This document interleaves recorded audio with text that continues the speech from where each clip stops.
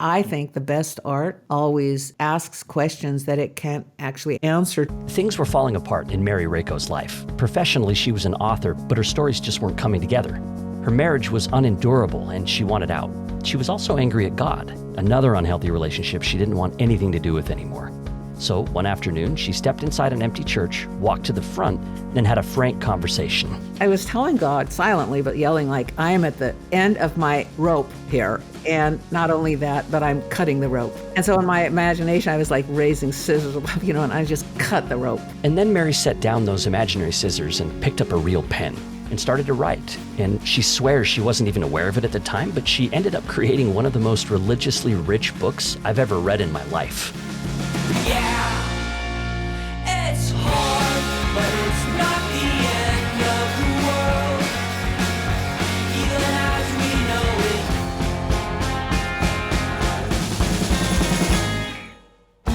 it. Welcome back to Fireside with Blair Hodges. Mary Rakow joins us to talk about her outstanding novel, This Is Why I Came. It's the Bible rewritten by a woman grappling with so many of the doubts and fears believers have experienced down through the ages. And her faith won't ever be the same, but she's not defeated, she's invigorated. Mary says the power of Scripture, like the power of all true art, isn't that it provides all the answers. Its power is in raising questions that transcend generations, questions that matter today. And I wrote this Bible story so I could relate to them where I was. My marriage was going to be ending, and that was a huge loss, and there were tragedies in my life, So I just brought all that to Scripture. I still do. Scripture can handle everything, This is episode 3, New Words. Mary Rakow, welcome to Fireside. Thank you very much for having me. It's a pleasure, it really is. We're talking about your book, This Is Why I Came. It's one of my most favorite books. I was so excited that you wanted to be on Fireside, so thank you so much for being here. My thrill, really. It's an honor. What you've done here is rewrite sections of the Bible. The Bible is one of the most revered and beloved texts ever written, ever published. It takes a lot of guts to try to rewrite that. Talk about that.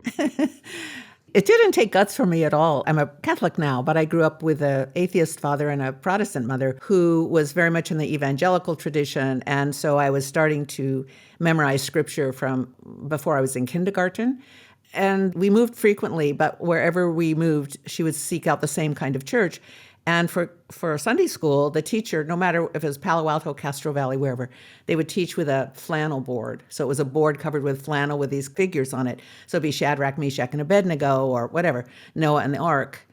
And I always identified with those characters. And those stories were very salvific for me because of a lot of violence also going on in the home. So Shadrach, Meshach, and Abednego, for example, was not a story that was hard for me to identify with. Unfortunately, it was very easy to identify with that.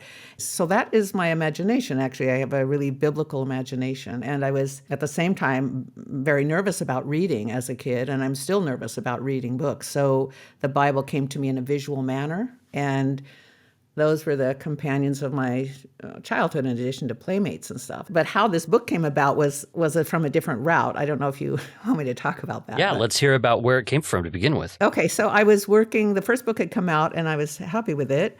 That book's called The Memory Room, by the way. Right, The Memory Room. It's also published by Counterpoint. It came out in 2002. And then I was working on the issues in my life. My marriage of 34 years was sort of coming to shreds, and that was very, very painful and for both of us. And I had been away from the church for many, many, many years. So anyway, I was trying to write about why does marriage between love people fail? And if it fails, then if love fails, then what is there to believe in and stuff like that. So I was writing every year, basically, a new draft of this second novel, year after year after year after year, and it was just not working. I have very trusted writer friends, Janet Fitch, Garth Greenwell, Jody Hauber, and we are very loving but very rigorous with each other. And so when it wasn't working for them, it was not working. And then I take 12 more months usually and come up with another draft. And I think I probably did 10 of those. So finally, in this last one, I had sent it to Garth and David Francis and Ilya Kaminsky, and Garth returned after a month the comment, the kind you don't want to hear from as a writer. Well, you could do this, you could do that. But, basically it was not flying off the shelf. It was not wonderful. And I had nothing biblical in this draft, nothing. I wasn't going to church, there was nothing. But he said, those 14 pages you wrote about Zacchaeus, he said, I think you could make a beautiful small book from those. And that's a New Testament figure, right? So you had included something about a New Testament figure. Yeah, and I had, and I just slammed my computer, the email shut. I was so depressed after so many years that this wasn't flying. And so I went out onto the terrace of the man I was dating at that time, and I just so unhappy. And then I remembered how when I wrote the Zacchaeus stuff, I felt so free. I was wondering, what did Zacchaeus do the rest of his life after he had this afternoon encounter with Jesus? Like many biblical stories, we don't have follow-up. So I just imagine, what was it like to be him, And so I just never went back to my computer. I got a notebook that I liked, and I wrote my first story about someone who was equally frustrated, Adam. And I just made it that he's trying to create something, and he's failing. And I was just put myself into Adam as a biblical character. And I wrote the whole book in like 3 months, and it got published, and it was great. But it was just this entrance into biblical characters who I felt since a child the Bible is a thing I can enter from where I really am. And I still feel that way. So, and I think that's not a very common way to approach the Bible. I think, speaking for myself, I would approach the Bible as these are the stories, this is what it says, this is the content, this is what's important.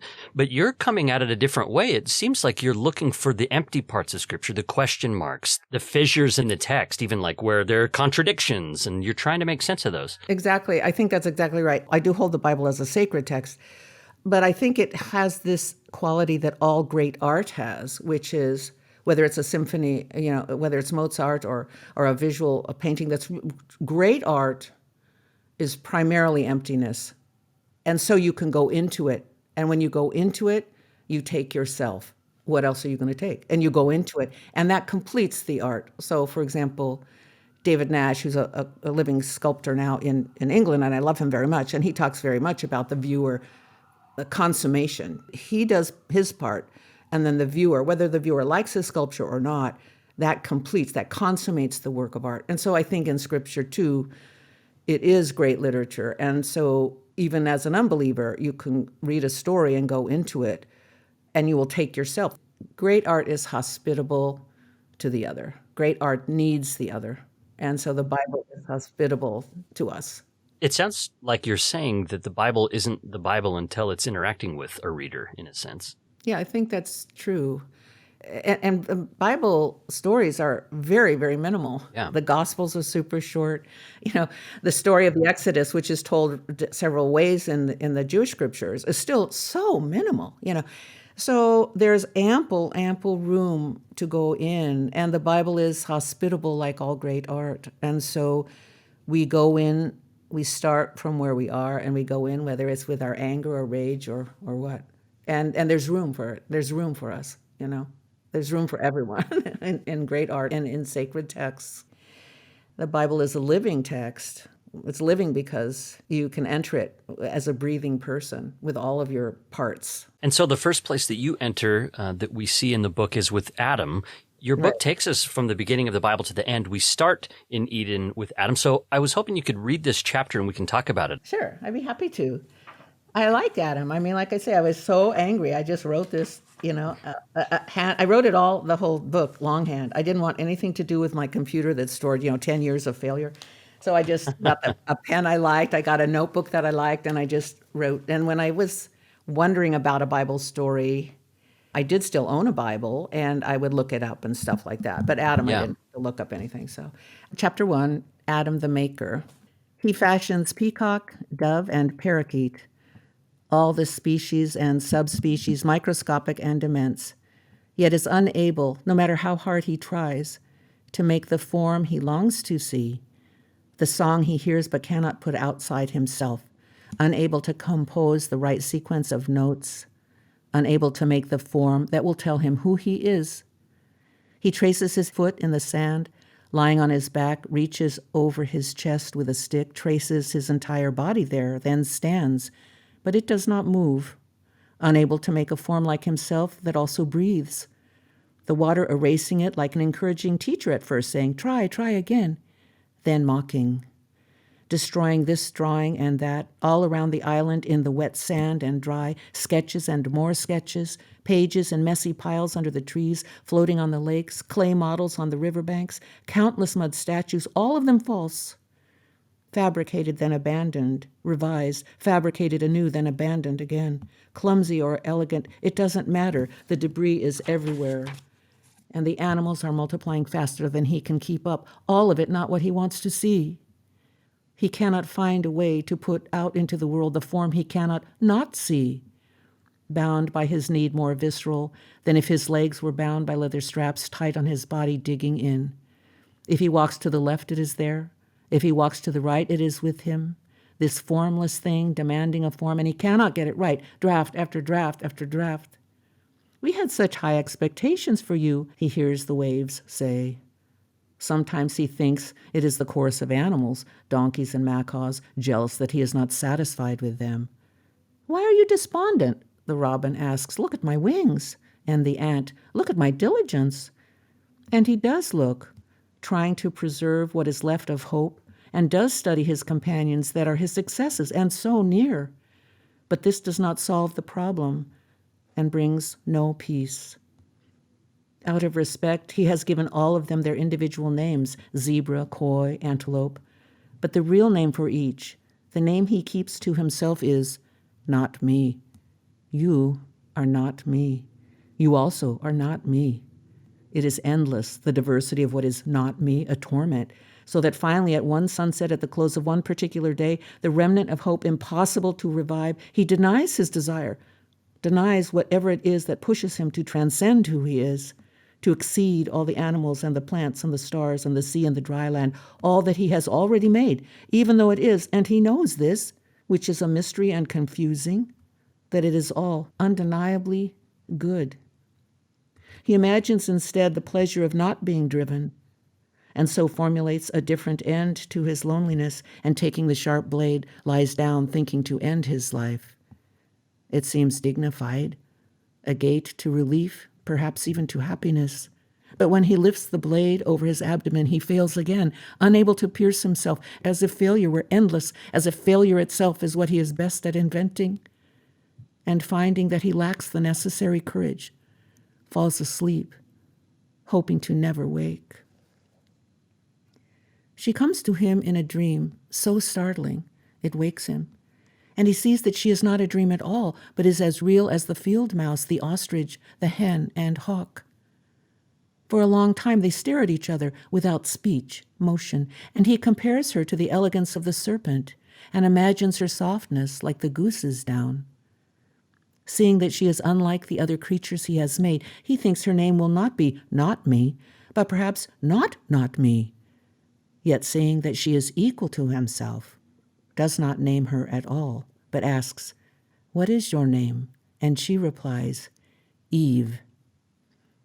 He wonders from where she comes, wonders, since he has not made her, if there is a maker mightier than himself, one who, by implication, holds him in a deep understanding, his hunger clearly and intimately known by this other, as it has now been made visible in its answer, which causes him, as he stares at her, arm and leg and neck, to wonder if all the creatures in the sea and on the dry land and all the stars in the heavens that he thought he had made weren't made by him at all, but rather by this other.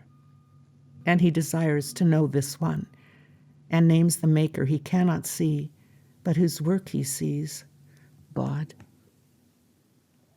There are so many moments in this opening piece that I could spend so much time on, but I wonder, as you read this, a few years removed from the book's publication, what calls to you now? What stands out to you in this piece? I almost start to cry at the end, so maybe you heard that. But it's that Adam, the part where it says, and he desires to know this one, and names the maker he cannot see, but whose work he sees, God. That's what chokes me up right now, because I think since this book came out, I've come back to this relationship is the central relationship of my life now. And in these last years, your relationship with God.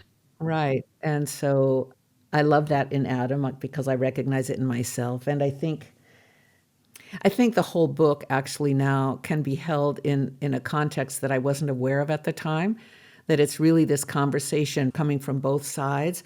So we have, like in the readings today, I do the Liturgy of the Hours now as a practice, and we have two readings that are brief. One is from Isaiah and one is from the Psalm 83. And it's kind of this conversation. Isaiah quotes God saying, I said, here I am, to a nation that did not call my name.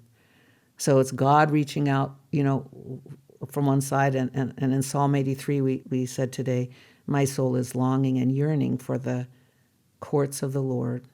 My heart and my flesh cry out to the living God. And I think for me, it's that relationship between two that are longing for each other and wanting each other. And that's kind of holds all the stories in this book.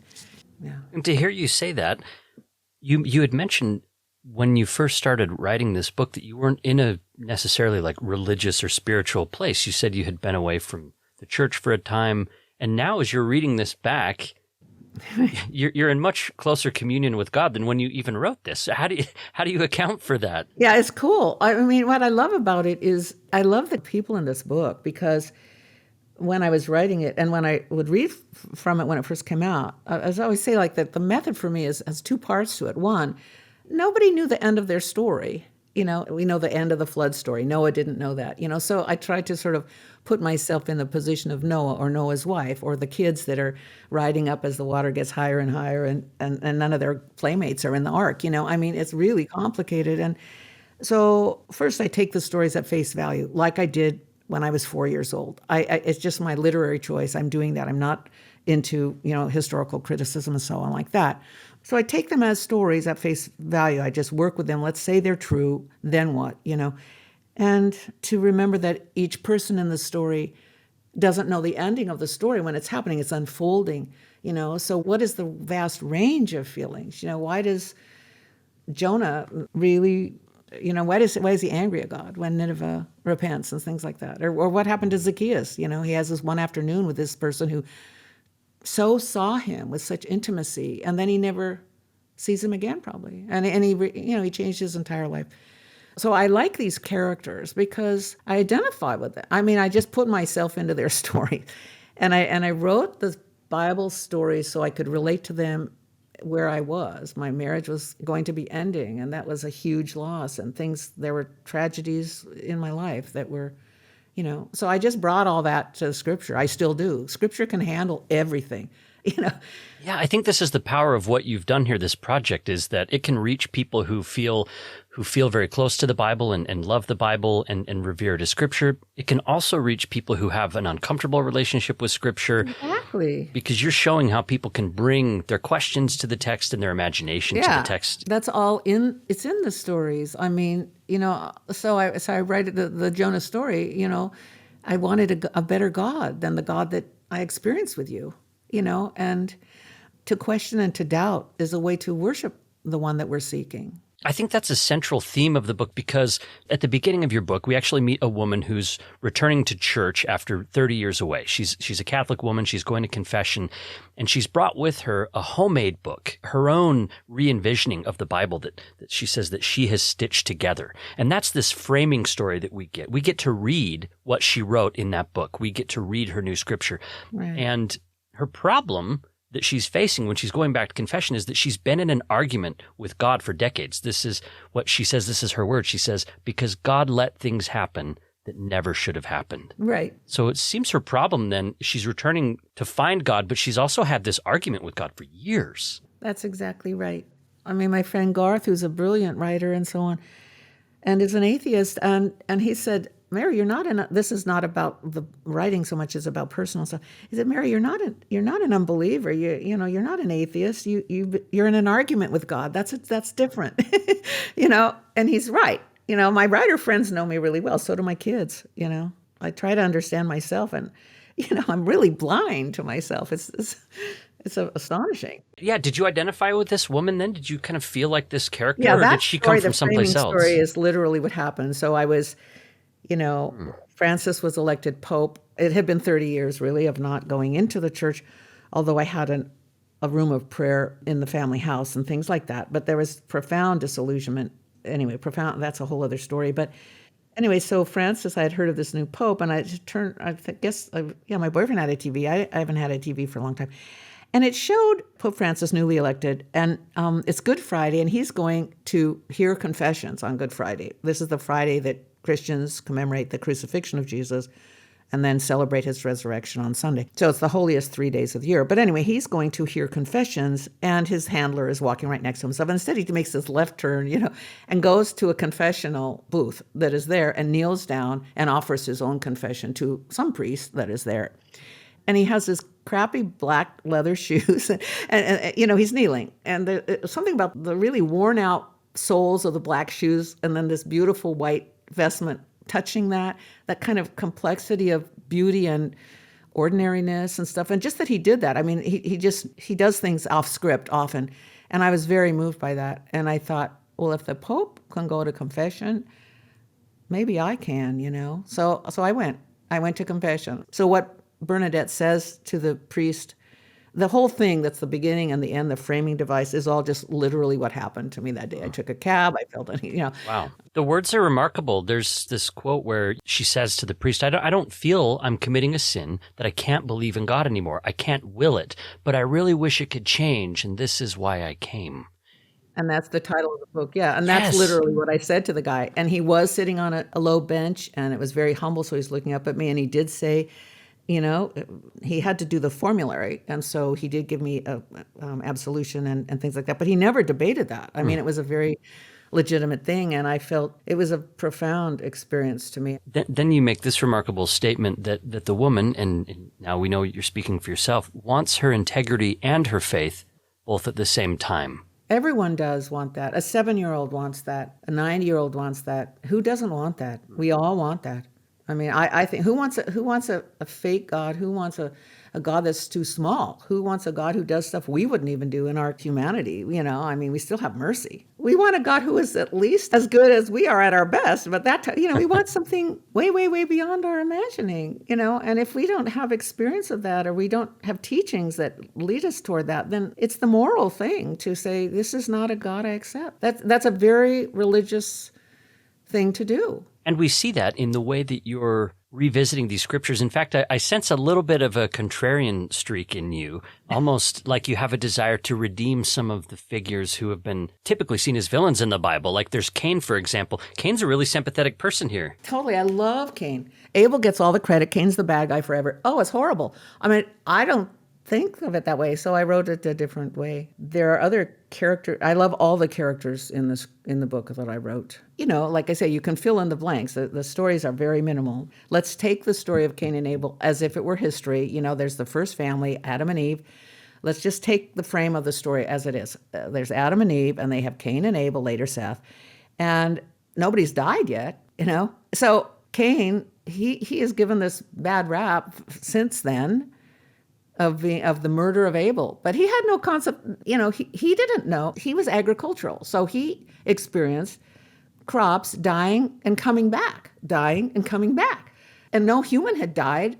So in fact, like the first blood that was shed, as far as we know, was the animals that were being killed. And that's exactly right. So he has this repulsive reaction to Abel, the way I've written it, that it is the violence of, that animals became meat, and this whole vocabulary, this whole nomenclature was developed, like rump roast, and those are not modern terms, but rump roast and stuff like that. And so Cain is a person I deeply love, and so I wrote quite a bit about him, and it's the violence of his brother Abel and his jealousy, which he owns, and then he retreats to a kind of the life of a contemplative to try to understand. Because he feels guilty because he didn't know Abel wouldn't come back like the wheat. Whatever this story, this origin story, this myth story, whatever it's supposed to suggest, I think that we have to always go into the characters that they didn't know how their story ended. And so if he killed Abel out of jealousy, he did not know that he wouldn't come back like his plants did. And so he grieves that. That's Mary Rakow. We're talking about her book, This Is Why I Came. So throughout the book, over and over, we meet these biblical figures who start becoming disenchanted with God. For example, Noah is unsure if he's even supposed to be building an ark. You depict him as trying to hear God's voice, but he's not sure that he can. He does hear people throwing themselves against the side of the ark as the waters rise, which is a really dramatic image that you bring to us. And your Noah comes to doubt God's ability to help here. What did you do with Noah? A lot of writing, like all creative forms, you do a lot of stuff unconsciously. So when you look at it 5 years later, you say, oh, in the Noah story, I was doing blah, blah, blah. So I realized in looking at the book again last week that the Noah story is, for me, primarily a story about love and the breakdown of the relationship between Noah and his wife, and also the relationship between Noah and God, that God repents. I mean, if we take this Noah, the story of the flood, we have God destroying all of the human race, all the animals, all of everything, flooding everything except this small group of people and pairs of animals so that they can reproduce. So that's a very violent act. And the very important thing to me is in this story that God says he will never do that again. I say he for God, that's just my convention. So God says he will never do that again. And a sign of that is the rainbow in the sky. So for God to do something that God regrets is very interesting. The way God is imaged in the story, God makes a mistake and he regrets it. So I wanted to go into that. And, the story in the Bible, they're on the ark for 40 days, but I just made it that they're in there for years, and that Noah came to question the anger of God being so excessive and withdrew and stayed in this little food storage place. The food had run out and he just stays in there, until the end, until the rain and all that stops and the waters begin to recede. His wife has died. And his sons come and knock on the door and say, Mom died last night and we're throwing her overboard. And so what Noah says that's so beautiful to me, and it's kind of my final position, I guess, in terms of why do marriages between loving people, very many marriages don't survive the situations that are foisted upon them, like Noah and his wife. And so Noah says he does finally come out of the ark after his kids and grandkids are all out there and stuff, and he gathers them all, and he says that love always exceeds the form in which it dwells.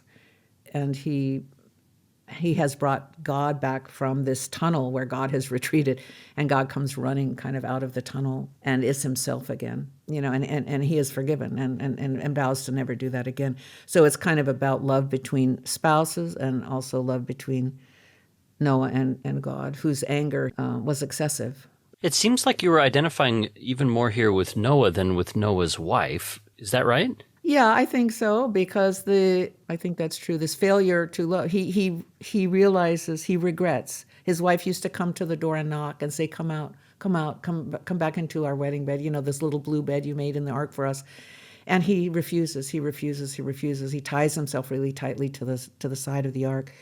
And that failure on his part, he regrets.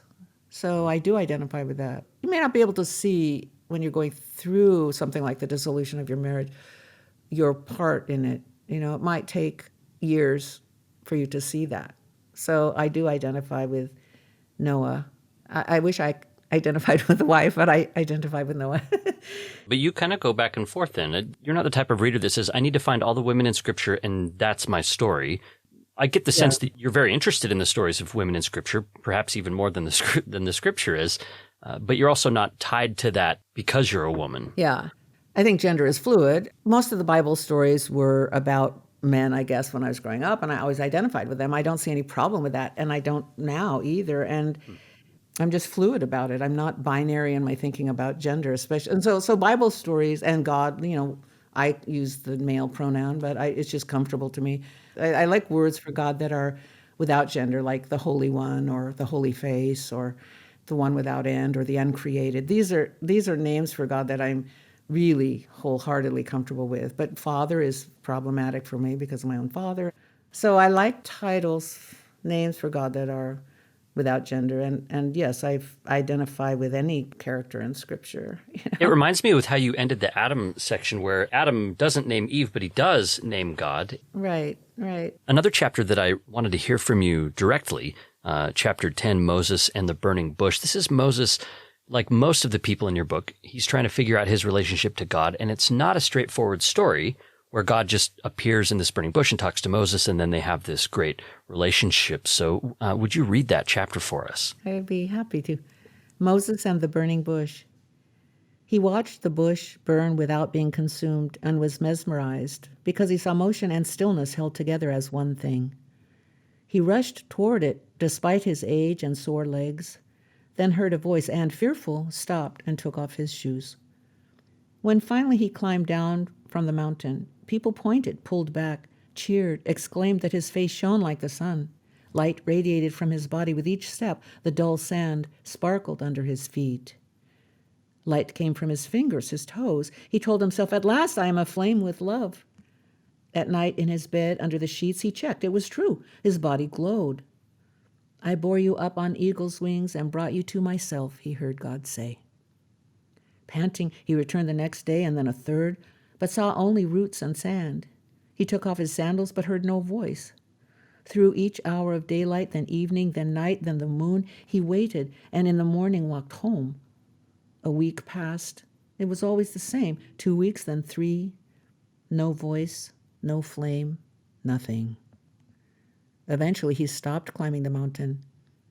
His face felt cool again. Looking in the mirror, he saw only his thinning hair, his slack shoulders, the glow gone. His family and friends jeered, resented his privilege, bitter that it hadn't produced anything new for them. It had produced nothing useful at all. He knew if he let disappointment come, he would crumble. So he told himself, it's better this way. Perhaps the invisibility of God is a sign of mercy. Not only mercy, but magna misericordiam, great mercy. He tapped the smooth surface of the glass as if for persuasion and said, the Almighty was perfect when he was invisible. Actually, I'm relieved. The Almighty was so...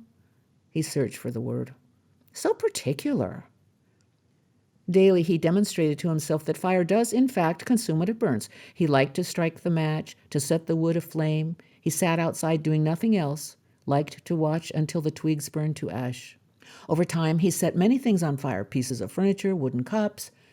He moved his bed outside, kept a fire burning day and night, constantly feeding it, this straw, this torn blanket, this chair, this picture frame. They let him drift alone, apart. His clothes smelled of smoke. He smeared ashes on his face, filled his mouth with ashes, coated his tongue, his ears, rubbed ashes on his eyelids, hoping to rub away the memory of what was too sweet to carry. And in this way, he delivered himself back to the world as he had known it.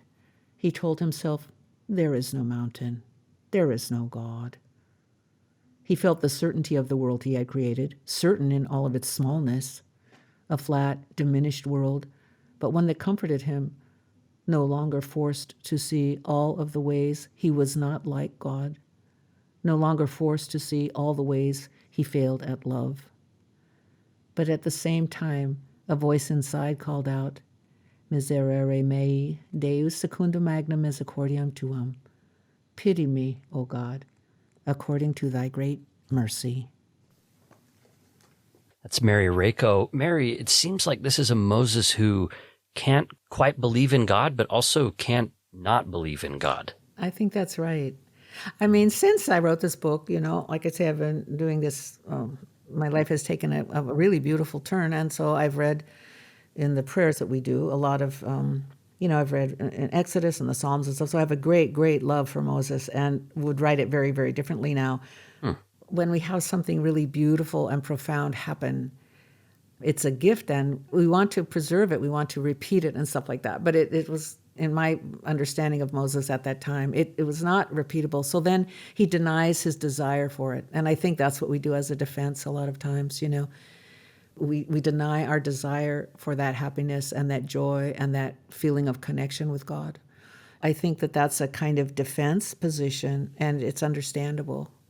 Just like when I was away from, I hadn't prayed for 30 years. I didn't say I really miss it. I didn't even admit I was in an argument with God. So I had an experience that is maybe pertains to this. Earlier, in the beginning of my argument with God, the family, we were having a family vacation. We were back east and visiting a Trappist monastery in Western Massachusetts when we were living in Boston, and I was in grad school there at Harvard, and I became a Catholic and all that. So I liked going. I went with a girlfriend. We would go to this monastery at Spencer, Massachusetts, and a friend of mine entered that monastery, a Jewish convert. But anyway, so we're on this family vacation, and the kids, and my husband and the family stay in the car, and I go into the church there. There's a public portion of it so that you could go and watch the monks sing the Liturgy of the Hours. But it was at a time between that, which I was glad, so I had the church to myself. And I just felt like I was telling God silently, but yelling, like, I am at the end of my effing rope here. And not only that, but I'm cutting the rope, And so in my imagination, I was like raising scissors, and I just cut the rope. And I was crying and stuff like that. And I was also aware that I was keeping the family waiting, but, it was extremely important to me. It was fundamental importance to me. And the weirdest thing happened, which is probably feeds into this Moses story, because nothing happened. And it was beautiful because I realized we can turn our back on God. I realized at the time, and 20 years later, I still was not in practice, okay? But I didn't forget this experience, that I felt no change. Why? Because I'm not connected to God, because of my rope that I built and lassoed God, I can cut it. I'm still held by God. I felt exactly the same. It was a revelatory experience. It's like the burning bush experience. It was a very, very profound experience about the nature of God's love, and that there's room for our hatred and our rebellion and our breaking up with God. God doesn't break up with us. It didn't change anything, because God was and continues to hold me and every living creature, I think, in love, no matter what. It's very beautiful how God agrees to appear before Moses and so on. That's a whole other beautiful Bible story, but anyway. What would you do different with Moses now that you have a different relationship with Moses? Well, I like the chapter that I wrote about Moses at the time, where he wants to see God, and God says, this is from Scripture, you'll die if you see me. So he says, under this certain condition, I will pass by you, and you'll see me from the back. So this Anselm Kiefer painting really inspired me with this. There's a man lying on his back. I can't remember the title of the painting. It's a very popular Kiefer painting. And his eyes are open and his arms are stretched out, and he's just lying flat in this empty landscape, and it's a nighttime and it's filled with stars. And so that's what Moses is allowed to see, the back of God. And he sees all these stars, and God is saying, come to me. The doors to come to me are infinite, And he was referring in that to the law. He was saying... Yeah, the law. That's right. God is giving the law to Moses. And, I read Leviticus, and I read the Bible beginning to end before I start, years before, when I was still trying to write the original second novel. And there's just an enormous number of laws and stuff like that. And I came to see them, like, how did he stay awake? Well, he remembered this primary experience of himself as an infant in the basket floating on the river before he's discovered by the Pharaoh's daughter and all that. That allows him to stay awake on the mountain. But then I really felt like, if you read the law, the Mosaic law, it's really beautiful. It's very detailed, how to butcher a cow in a humane manner. The knife has to be this to do it. I mean, it's just on and on and on and on.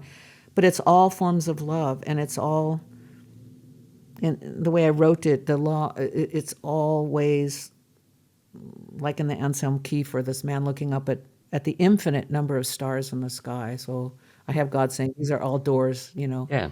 Right, you have Moses saying that Moses realized what had seemed like the infinite neediness of God was its opposite. And he heard God saying, come to me, I have given you infinite doors. Pick one and come to me. Enter into the fullness of my mercy. That's right. Like, we just need to go in one door. There's a door for each person, each thing that breathes, in my sense of things, that it's infinite. So you've taken us through the Hebrew Bible, the Old Testament, as Christians refer to it. And when we get to the New Testament, we see a Jesus who's learning. We see a Jesus who's experiencing. Right. Let's go to your chapter 25, the man blind from birth. The man blind from birth. When Jesus passed by a man blind from birth, His disciples asked if the man's condition was because of his own sins or the sins of his parents, and Jesus, remembering the woman with the issue of blood, said solemnly, "Neither." He sat down next to the man, the two of them whispering to each other in the chamber of their bodies, shutting out all others, even the heat.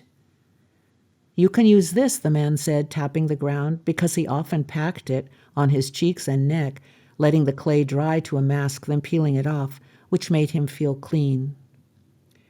Jesus spat and made clay of his spittle and focused his attention, remembering the power he possessed, to use it wisely. He anointed the man's eyes with the clay and touched his face tenderly because of legion, and felt the energy flow out to the blind man through his hands. "Go wash in the pool of Siloam," he instructed, and the man went and washed in the pool and received sight. Now the man was questioned by his neighbors how his eyes were opened, and he told them what Jesus had done. When asked where Jesus was, the man said he didn't know, and he repeated the same to the Pharisees. They then called his parents, who answered only that indeed the man was their son, and he was born blind. They added, "But we do not know how he sees," distancing themselves from him. When he pressed further, they said, "He is of age, ask him." And again, "He shall speak for himself," never adding that their son was reliable or trustworthy, or that he was not prone to exaggeration, which hurt him. Being blind all of his life, he was a careful listener and careful in his speech, so that when he was brought a second time before the Pharisees, he was clear about what he knew and what he did not know. Asked whether Jesus was a sinner, he did not know, and stated simply, "I was blind and now I see," clinging to that certainty. In the days that followed, he saw that his parents did not love him. He told himself, this is the price of healing, the price of sight.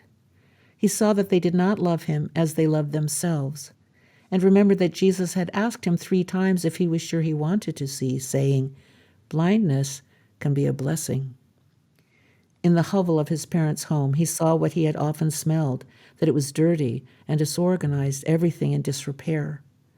He saw that his father feared his mother, which he had sensed from a young age, but had not known until seeing the tension and fear that marked his father's face with rivulets where anger gathered and ran down. Daily he drew water from the well, helping his mother, cleaning the house, washing the clothes, the fresh water for drinking. The women and young girls and boys learned to hesitate. Some even learned patience, as he waited for the water's surface to settle into glass so that he could hold his face over it, staring a long time at his reflection, no matter how recently he had done it, seeing a stranger there. He saw his thick black lashes and brows, the scar on his cheek.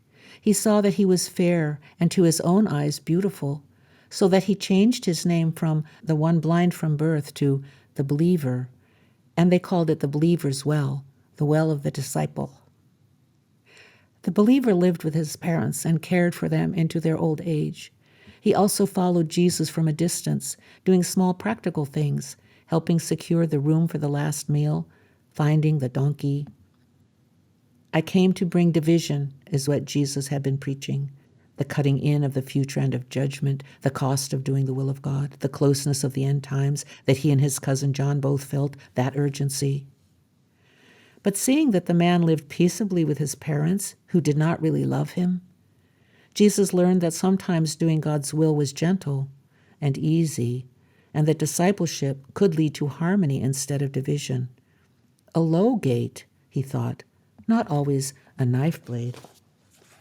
When the crowd of 5,000 listening to Jesus grew hungry, it was the believer who suggested a few loaves and a few fish could feed them all.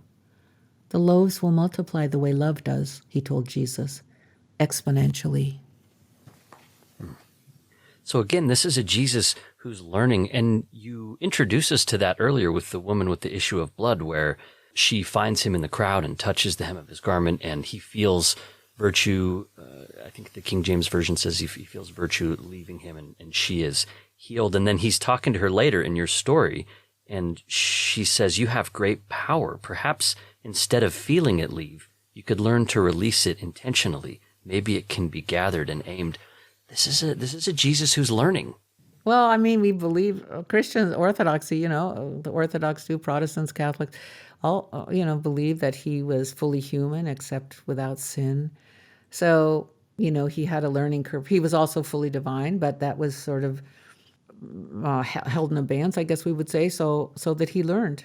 So I like thinking about these miracles because I think he did learn from Legion and from the woman with an issue of blood, and from the man born blind, and from the man who's had a withered hand. The Gospels vary in terms of what miracles they each record and their order, but I like to think of them as that he learned from them. He did learn from them, and we learn from. I think we learn from, at least my experience. I mean, I have learned probably the most profound things about God from the people that sleep on. Sorry, I'm going to cry, but who sleep on cardboard in my city. So I think this is true. I think why wouldn't Jesus also learn from Legion? Like he never after Legion never had a violent aspect to his healing, but with Legion, all the swine ran over the cliff, and so he destroyed the livelihood of all the shepherds, and these were obviously not Jewish shepherds because they ate swine, pig. And so I liked writing about Legion and Jesus spending time together and what Jesus learned from Legion. And you're exploring these tensions. Another one that I'm seeing in this story is it seems like you're working through some anxiety you might feel about the text where it says that Jesus saw the man lived peaceably with his parents who did not really love him. And Jesus learned that sometimes doing God's will was gentle and easy and that discipleship could lead to harmony instead of division. And that's sort of in reference to Jesus saying, I came to give a sword. I came to divide. And the people who can't leave their mother and father and family and come follow me, So it seems like you're dealing with some... You're almost correcting the New Testament there and saying, actually... Well, they're both in the New Testament. We have Jesus saying, you have to, like the ones you just quoted, those are very harsh or strong, challenging ones. And then also we have, my burden is light. Let's see, what is it? My yoke is easy, yeah? Yeah, my yoke is easy and my burden is light. And so I think I don't think those need to be resolved. I think it's true of every relationship that we're in, that there are times that are very harsh and that we have to take a stand and so on, stand up, and we have losses for the relationship. And then there are times when the relationship is easy. So I think these are both true. I think Jesus said both of these things, and we all kind of like the one set more than the other set.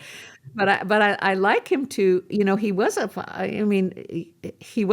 apocalyptic. I mean, he was really talking about the end times, and so was his cousin. And he and his cousin, I imagine, were deeply close. And his cousin baptized him, and from then he started his public ministry. And then, John the Baptist was, of course, killed, beheaded. So the sense of urgency is in both of them.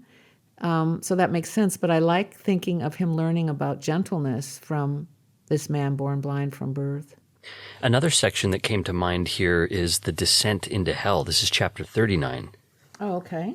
This stood out to me as also kind of doing this theological work of looking through tensions in the New Testament and exploring those and filling in the gaps, as we've talked about, using imagination and creativity to think about what else is happening in Scripture. So I hope that you could also read this section as well. Sure. Yeah. So the descent into hell, we profess that in both creeds, the Nicene Creed and the Apostles' Creed. So it's part of what we say we believe in. This is after Jesus was crucified. Yeah, that he died, was buried, descended into hell, and was raised on the third day. So we don't really have Scripture telling us what happened during those 3 days, but we affirm that he descended into hell. That's not something that people preach a lot about, I don't think. It's problematic, but anyway, so I imagined it a certain way. The descent into hell. As they buried Jesus in the tomb, God imagined an earlier world with just the land and sea and heavens and plants, the creatures that had no heart at all. He wondered if he should return things to that state, abandon his project entirely, that long hope. But he still wanted what he'd always most wanted, which was to be loved, not for his power or his omniscience, but for his mercy. And for that, he needed man. The ferns could never know his mercy or be grateful for it. The ferns could never love him or turn away from him as they could turn toward and away from the sun. Then he thought, perhaps a revision is in order, and told himself, I should learn to do this to myself, to not need man. Wouldn't that be almost as good? A paler pleasure, but not nothing. As the soldiers arrived to guard the tomb in which Jesus lay, God opened the drawer of the past and then lifted the veil of the future so that he could see in one glance all of time, from its beginning to its end, from what existed before time to what would exist after it. And he held time and all that it contained on his lap, and touched it and turned it over the way a grandparent holds a grandchild, and so holds also the parents of the child, past and future, in an inspecting reverence. God held all of time together, and seeing that he was alone and would cause harm to no one, he let himself feel all of the anger he saw in time, all of his fury, his disappointment at the floundering of man, at the cruelty and arrogance and pride and greed of man.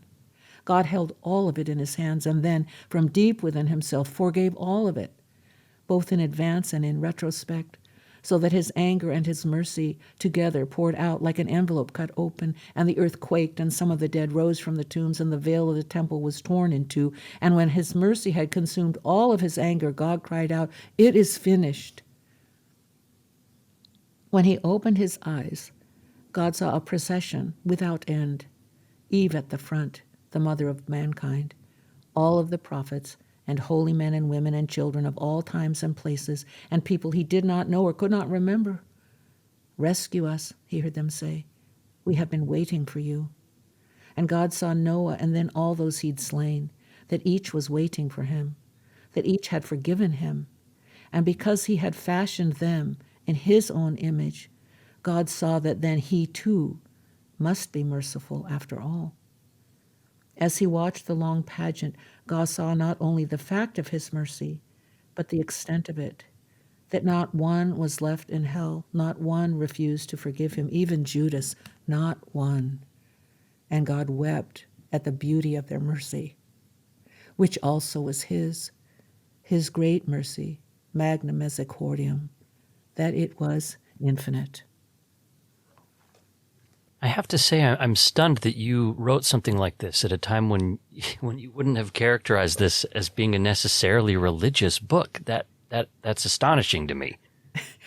Well, I'm really blind to myself. That's what that's what I've noticed. I mean, I am. I don't think it was a religious book. I mean, I was still struggling, but I wasn't giving to myself what I give my characters, that, struggling is religious, doubting is religious, anger at God is religious. I could give that to others.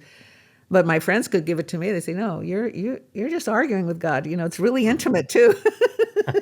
So the making up, I have to say, has been just astonishing. It's like God is like making up for lost time. I'm old now. I mean, we don't have a lot of time left, and it's kind of like the graces of God are just. It's just been an astounding relationship since this book came out. Another thing you mentioned about this passage is that we don't have a lot of scripture, a lot of information about this descent into hell, and so this is how you imagined it.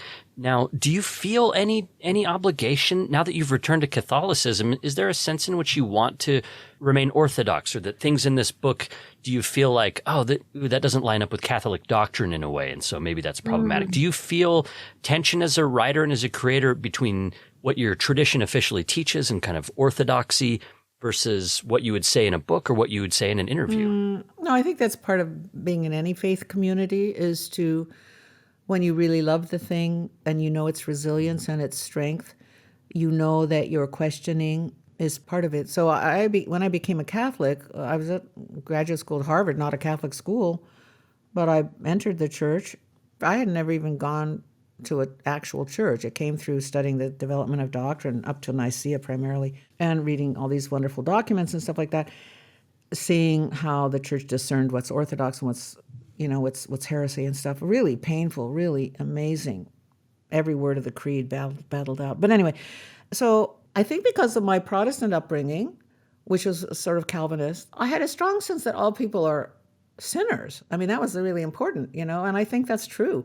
I didn't enter the Catholic Church because it was perfect. I didn't become a Christian because Christians were perfect or anything like that. It's like 1 billion people that are Catholic Christians, but also I don't identify the Catholic Christian Church as the entire body of Christ. So I feel very connected to the tradition. I didn't convert from my Protestant upbringing. I just brought it with me into being a Catholic. And there are things about that tradition that are absolutely so important. Like, we have a personal relationship with God, and like the clergy are not in some different category, and they're just like us, and, women are as equal as men. And I knew women who were preachers, and, so there's a lot of stuff. And mostly that it's an intimate and eternal relationship, and that you as a 10-year-old, God is waiting for your personal decision, and to feel that when you're 8 and 9 and 10, or 4, 5, 6, 7, 8, 9, to feel that God, who created all of reality, is calling for a relationship with you, and that no one can decide it but you. It's extremely empowering, and it's a counterweight against whatever cruelty or experience or anything. People are complicated, so your parents can expose you to all kinds of things at the same time. But anyway, so I feel I'm sad when the Catholic Church does things that I don't agree with, and I'm happy when it does, and I'm an activist in certain ways. Christians always have existed in these two worlds. We have the existence of the world as it is, and the church as it is, and the world to come, and the church that wants to come to us from the future. And I long for that church. I long for the Catholic Church to become more the church that I see coming to us from the future. It reminds me of Jesus' statement about how the kingdom of God's among you, but he also spoke of it as a future thing that was also coming. Right. It's been that way since the apostles. It's both here and to come. So we pray for that, when we pray, that we pray for the kingdom to come. I just didn't pay attention to the Catholic Church until Francis was elected. So, I knew that the clerical abuse thing was happening, but I had my own firsthand experience I was in therapy about that had happened earlier. So I didn't even get into that very much. But so we have grave sin, and it is not new to have grave sin in the structure of this institution. And I think the thing that bothers me the most is when we forget that the head of the body of Christ is Christ himself. He's not the head of whatever part of Christianity that we affiliate with. I think that gives us a really good sense of where you're at right now with your belief and with your faith. I wondered, as I finished the book, there were so many Bible stories that you did not pick up. You didn't get into Joseph and his coat and his brothers, or the drama of Jacob and Esau. Oh, yeah. And there's so many possibilities. Right. How did you decide what to leave on the table, and was there anything you wanted to pick up and work with? No, I felt kind of finished with it at a certain point. I think that I picked stories that really spoke to where I was existentially at the time. There are so many Bible stories, but there's nothing in the selling of Joseph by his brothers into slavery that really resonated with a struggle that I was having. I wasn't aware I was doing that. I'm aware of that now. But I wasn't aware of it at the time. I just went with pleasure. I think that when we create, we go with what feels alive to us, and we discipline ourselves to that. And it's always going to be not enough. I think the best art always asks questions that it can't actually answer. Someone like Motherwell, who does the Elegy to the Spanish Republic, how many canvases did he do? 200 of them. And he never got it right. But then he would say in an interview when he was quite old, well, maybe I did get it right in one of them. I don't know. But so this kind of, I like art that engages literary arts and theology and everything, social justice issues. I like it when we engage in the largest, most important questions we can imagine. And we will fail those questions, and we will need each other to answer them. But it's better than the small world, like in the Moses story. He denies that this happened and stuff, and so he has this really small, boring world, and he's lighting mattresses on fire. It's just, that's a kind of hell to me, is when we don't trust that the basic situation we are in as human beings is held by another who is primarily love, and so when we give in to fear, and then we make our world smaller so we can feel in control of it, and we're not troubled and stuff like that, because, then if there's a hell, that's hell, hell for me. Hell for me would be if I'm the measure of reality. I mean, give me a break. I mean, that would be hell.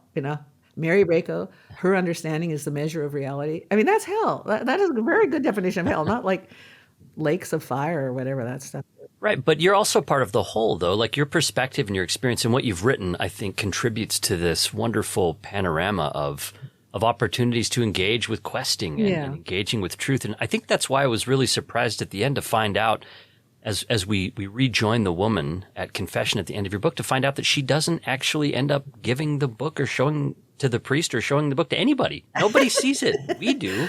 Yeah, that's true. Actually, in the memory room, the character makes a book too. I think I didn't realize even that till recently, but so she cuts out newspaper clippings and things like that where she's trying to make her own scripture.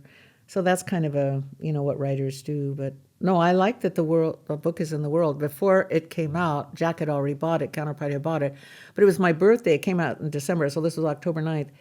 And I didn't tell him this till later, but he was really happy I did it. But, it was technically I didn't own it anymore. And I woke up on my birthday and I really wanted it in the world. So I had printed it out and I took it and put it all around San Francisco on benches, different pages of it in dressing rooms at Neiman Marcus, but also at, Payless shoe store and stuff like that. I just wanted it physically in the world. It could fall, the wind could drift it. It could be used to crumpled up and throw away. I just wanted it physically in the world. Didn't have to be in people's hands really, but I wanted it. So as a writer, yes, I want my work to be in the world. But your character did not have that opportunity. Well, I just didn't. Let's see, how does it end? Well, she doesn't talk about it. No, this is why she doesn't talk about it to the priest. Her experience of acceptance was so powerful, that she's experiencing exactly the answer to the questions of all the characters in the story. I think that's why. And then I had Jonah in the 21st century as a final chapter. So Jonah comes into the 21st century, which is when she's living, and it's Jonah from the Bible times, but now he's a priest. So he's the one that heard her confession. And this idea of entering the body of the whale is something that is deep-seated for me, and I've explored actually living, like we had anchorites in the Middle Ages, living in the body, in the structure of a church. So that's something that I have been recently exploring, and it appeals very much to me.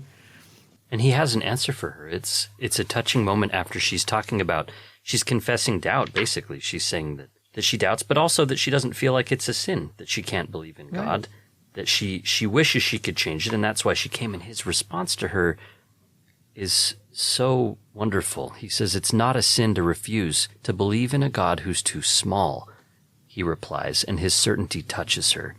"To doubt the God you believe in is to serve him. It's an offering. It's your gift." That's right. And that to doubt the God you believe in is to serve him is the line. I have it in the notes in the back. It's not my own line. It's from an interview. So it's a line by Joshua Ferris, spoken in an interview with Christopher Ball, from when he's talking about to rise again at a decent hour. So I read that one day when I was at Berkeley, and I don't know, in the library, I was waiting for my then boyfriend to finish some stuff, and I just came across this article, and I read it, and I thought that line is really perfect, so I gave it to my Jonah character, my priest. But I deeply believe that. I mean, God doesn't want... We have free will for a reason, because, obviously I believe there's this other, this Holy One, and what this Holy One wants is relationship with us. And God could have made robots, that just do, Right. God, so we have freedom. And if we can't say no, then we can't say yes, So I think saying no, if that's what we're feeling, then that's our prayer. And God, like when I said, I'm done with you, that's how God, that doesn't hamper God's love for each of us. It doesn't make God pull back. It doesn't make God wince. I believe what God wants is what we want in all of our love relationships, even if we have to hear painful things. We want the other person to speak truthfully to us. We want to be really intimate, and God's love is a perfect love. So it can hold everything. It can hold everything. That's Mary Rakow. She's author of the book, This Is Why I Came. And she also earned a master's degree in theological studies from Harvard University and a PhD in theology from Boston College. This is a fantastic book. I recommend it with all my heart. This is a book that rewards several readings. So thank you so much, Mary, for talking about it today. It was really fun. It's fun to see what another person responds to. It does complete the work. It completes the work. Your interest is sort of sacred to me because it completes the work. So thank you. Well, you have a way of writing that invites that, especially, I would say, that made me as a reader feel like I was part of it even more. So thank you as well. Thank you so much, Blair. All right. Well, we'll be right back after a quick break to talk about the best book recommendation from Mary Rakow. We'll be right back. The Dialogue podcast is home to tons of great content on LDS themes. There, you'll get access to the award-winning Dialogue Book Report, which hosts reviewers and authors talking about all the best new nonfiction, fiction, and memoirs. We also offer Dialogue Out Loud, beautifully crafted episodes that bring stories and other content from the journal to life. There's also Dialogue Sunday Study, which features a different amazing teacher on the Come Follow Me lessons each time. You'll also get access to the Dialogue Topics podcast, which explores the scholarship in depth of one major issue. And there's more.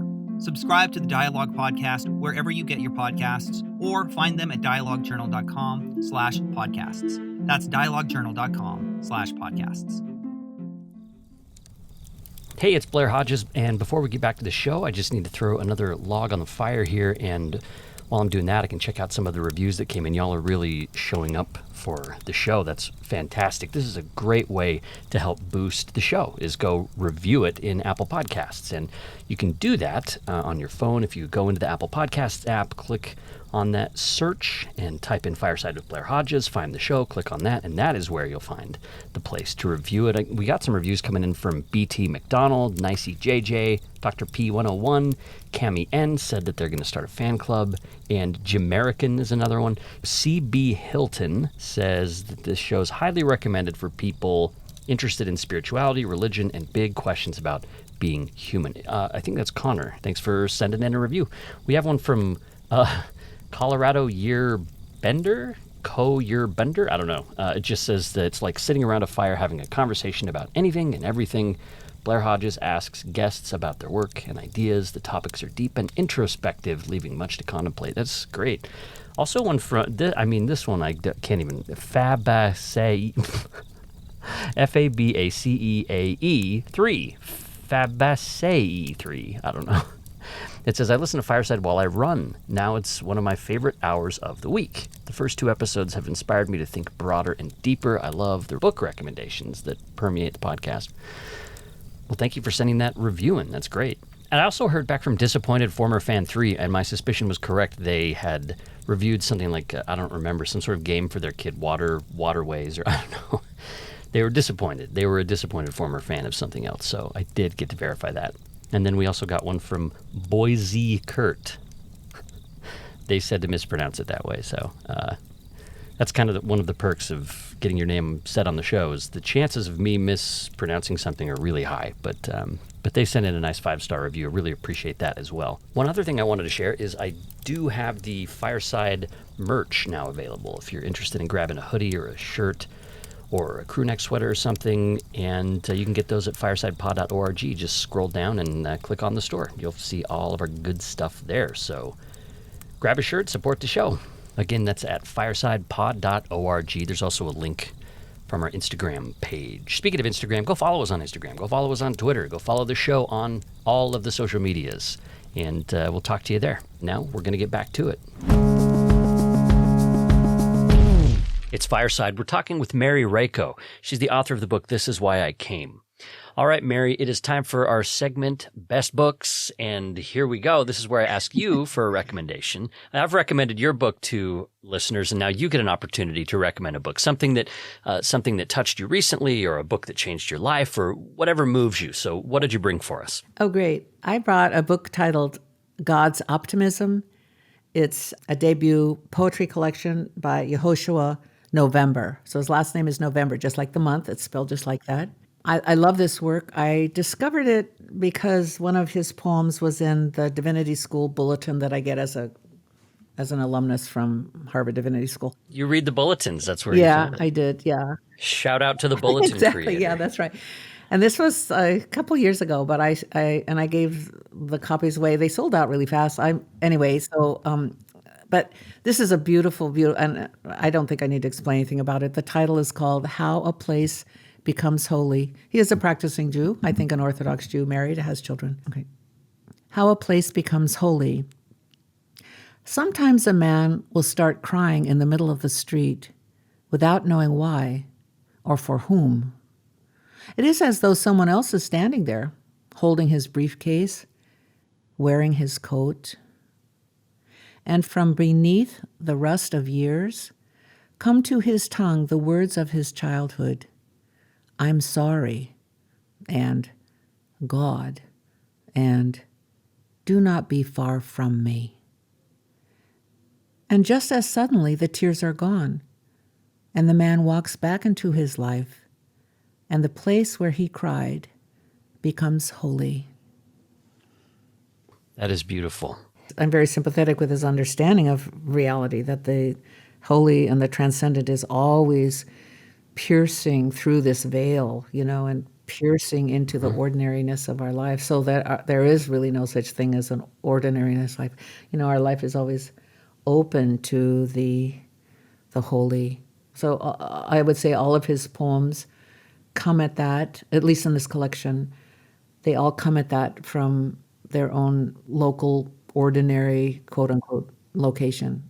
Right. It can happen at a bus stop. It can happen at a hospital waiting room. It can happen on a That's bike exactly ride. Right. So whatever. I think that these Bible stories, for example, or we're right now, as we're taping this, we're entering into Holy Week and Passover for Jews, Holy Week for Christians. They coincide this year. The calendars are the same, or they line up. The two calendars are lining up, and so we celebrate it as a historical event. We both religions do have their historical, but it's also that, at least for Christians, I'm mostly aware of that the Passion has never stopped happening in our world, and death hasn't, and resurrection hasn't. So, we have this, the Passion is death and resurrection that we celebrate, particularly in the Triduum, the last 3 days of the week, it's an ongoing thing. So I like his work very much because, first of all, it is God's optimism. God loves his creation. So it isn't that he's describing a world that is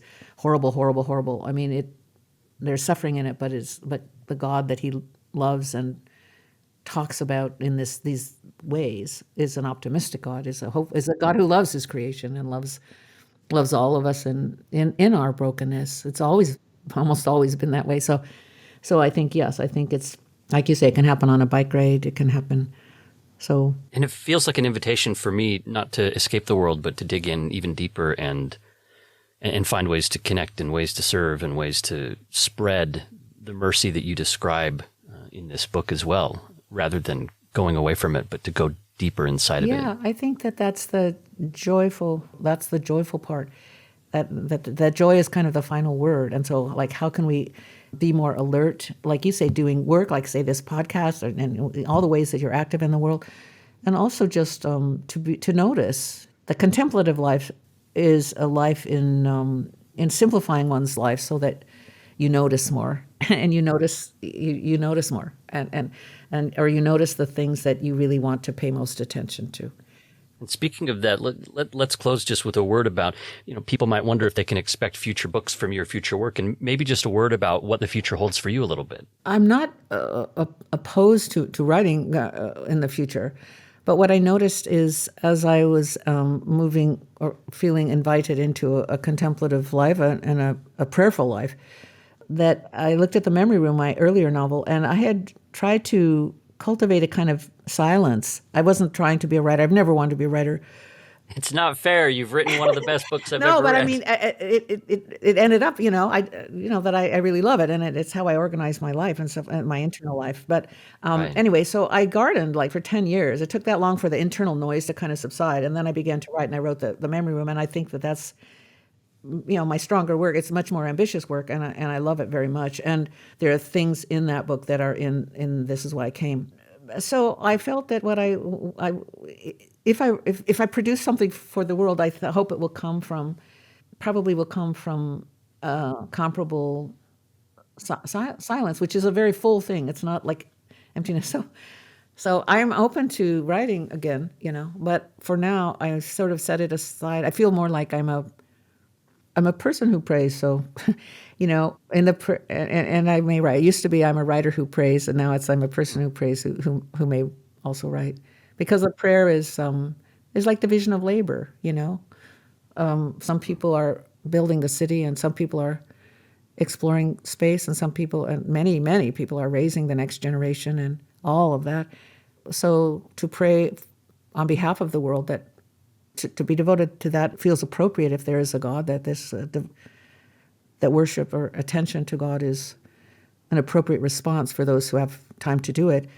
And then inside the praising of God is pleading for the world. So it's very much an intercessory thing. And there are certain temptations with that life, that I'm learning. So I have a spiritual director and so on, because it's all invisible, and one doesn't know. If I'm praying for the man that I met yesterday has mental health issues and so on, is living on the street and all that, we had a very nice contact, and so you never know. First of all, you never see the person again usually, and you just don't know. Prayer is a thing that you can't. All the contemplative and cloistered orders can never say, "Oh, we know that we help this," but if you're called to that, you're like the heart in a thoroughbred, in a horse, and you're helping pump out the blood to all the ministries and all the people that are doing active apostolates, active ministry, who are all pooped. All the people that I know, the Jesuits, the priests, the lay people, they're all pooped, right? Because it's just so much. There's so much that needs to be done. So you sort of pray for all of those who are actively trying to shape the world into a more just society, a more just world. When you do pray for those things, then you naturally also, of course, respond to them when you respond to them. It trains your own heart, I'm just grateful that I feel that your work is a part of my walk of faith. And I'm really grateful for that. That's really the best thing, That's the best thing. That's the best thing. That's why writing is kind of like a win-win, because the reader gives you something by completing the work, and then maybe you give something to the reader, and it's nobody loses. It's really great. I love things that are like that, that are really an end in themselves in a way, and nobody loses. Those are really good signs. Those are the things I want to focus on. Yeah. Thanks for joining us here at Fireside. I appreciate it. I really loved hearing you and learning from you. Thank you. Take care. Okay, you too.